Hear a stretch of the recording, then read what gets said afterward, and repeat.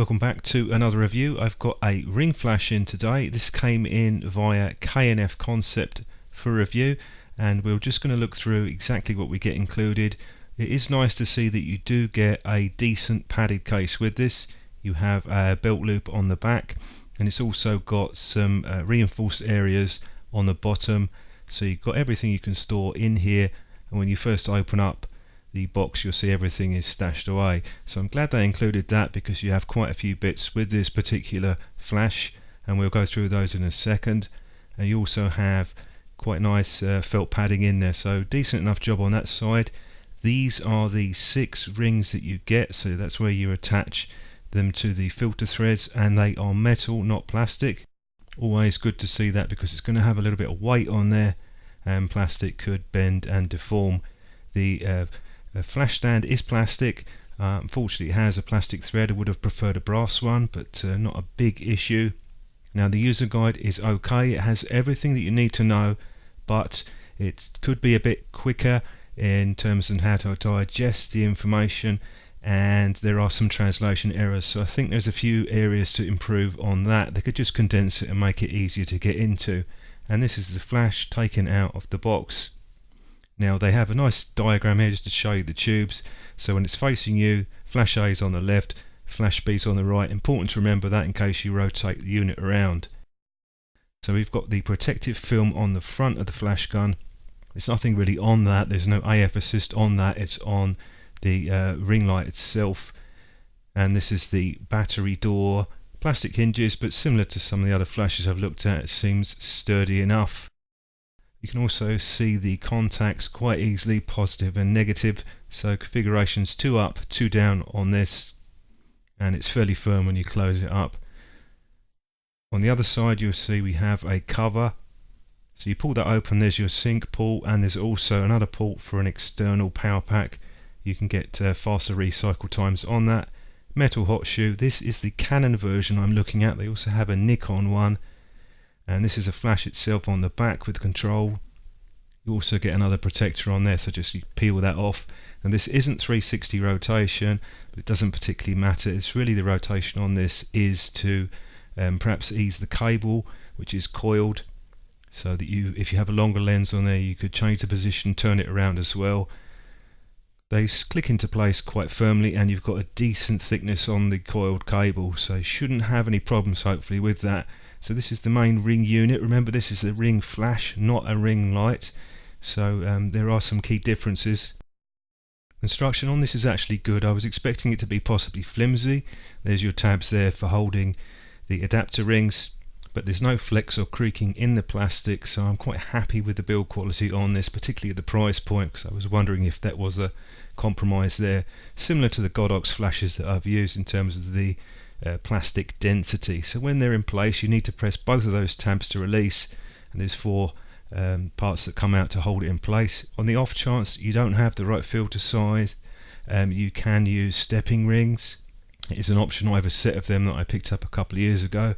Now powering it on, just push it in for a second, and you can push that again to turn the backlight, which comes on for around about 15 seconds. Now you can cycle through the different modes, TTL, manual and multi. I'll go into a bit more detail in a second. The arrow icon is a second curtain sync, and the music symbol is for if you want the audible beep when it's finished recycling. This is the flash bracketing, and then you can go in and adjust 3 stops plus and minus on each of the tubes, left and right, A and B, in third of a stop increments.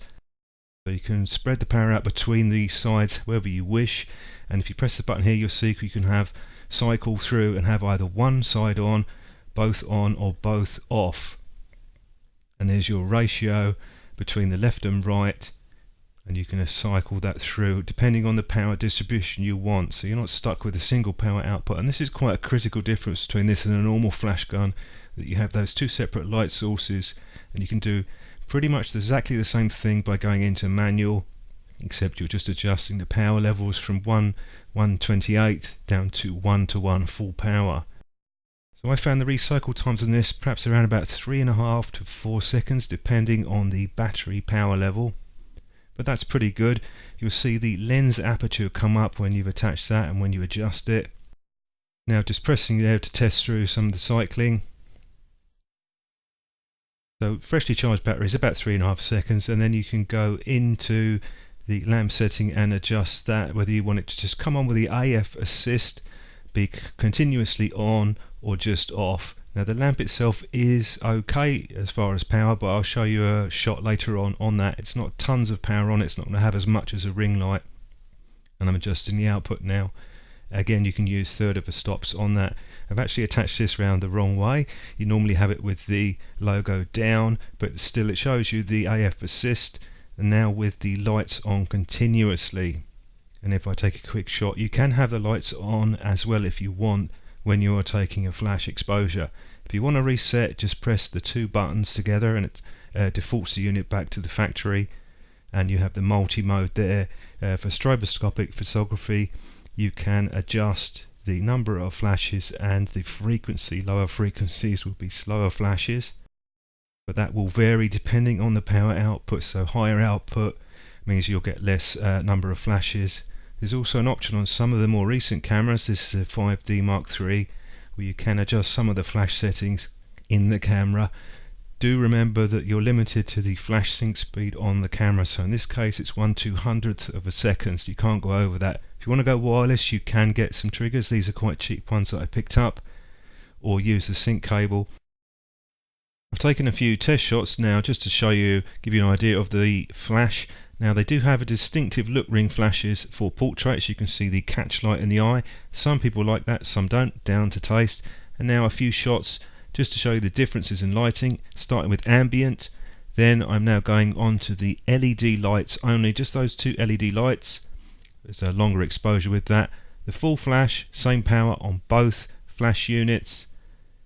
And now just on one side, so left is on and the right side is off. And now I've reversed that so that the right side is on the ring flash and the left is off. So you can modify that and adjust your lighting output depending on what you want. Now compared to the Godox softbox that I looked at recently, this is a shot. It's done a pretty good job of diffusing the light, but you'll notice with the ring flash you do get more power concentrated in the middle. So there are some differences between the diffuser and the ring flash. These are now test shots that I've taken on the Canon 5D Mark III just to test the TTL exposure, and in most cases I found it to be pretty much on target. Possibly with this shot I might have adjusted the exposure a little bit higher, but I didn't see any major issues at all with the flash exposure on this ring flash. So my thoughts overall with the K&F Concept KF-150, I think it's good for the price. It offers a lot in terms of value. Couple of points for me: you don't have the high speed sync, which probably won't be a problem for macro shots, but it might be if you're outdoors doing portraits, and really to adjust the user guide, which could be a bit better I think. And it would also be nice to have the option for other systems, but it's a good flash unit at this price and a very affordable way to experiment with ring flash photography.